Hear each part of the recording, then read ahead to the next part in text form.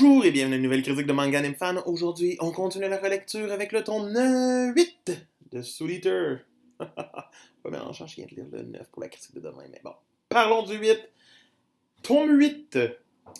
Qu'est-ce qui arrive avec nos héros? Ben oui, Black Star est en plein combat contre Mifune. C'est vraiment stylé. C'est d'ailleurs une des meilleures choses qui arrivent depuis un petit bout dans la série.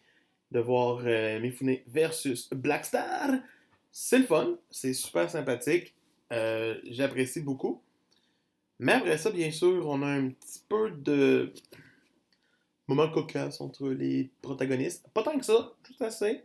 Mais surtout, ce qui retient notre attention, c'est qu'on a le retour de Medusa, qui va se faire dans le corps d'une jeune fille, ce qui est juste parfaitement glauque et parfait.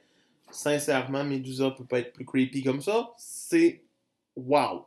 C'est tout ce qu'on avait besoin d'elle. Moi, j'approuve à 100%. Mais après ça, on a encore un petit chapitre d'école où c'est qu'ils essayent d'apprendre comment synchroniser leurs armes et tout. Pis c'est comme...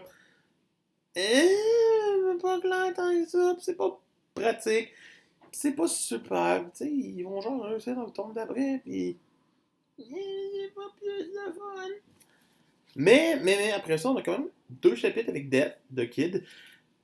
Qui va quand même moins fixer sur le fait que tout est parfait. Il fait juste un petit peu, mais après ça, il y a un combat. Puis pour une fois, il fait quand même quelque chose. Fait pour ça, mucho bueno.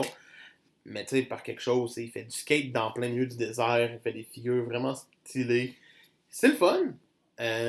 Ça te change un peu. C'est le fun aussi au début du tournoi de voir que Shibuya a quand même gagné contre Arachné en mode on a eu le plan, on a eu votre arbre, nanana, nanana.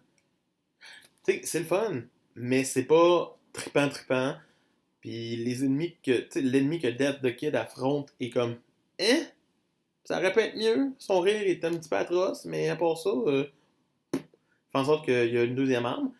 Mais le beau twist vient de la fin avec Medusa qui retrouve Krona et qui lui dit trouve pour moi ceci. Et Krona qui se sent obligé de le faire pour sa mère.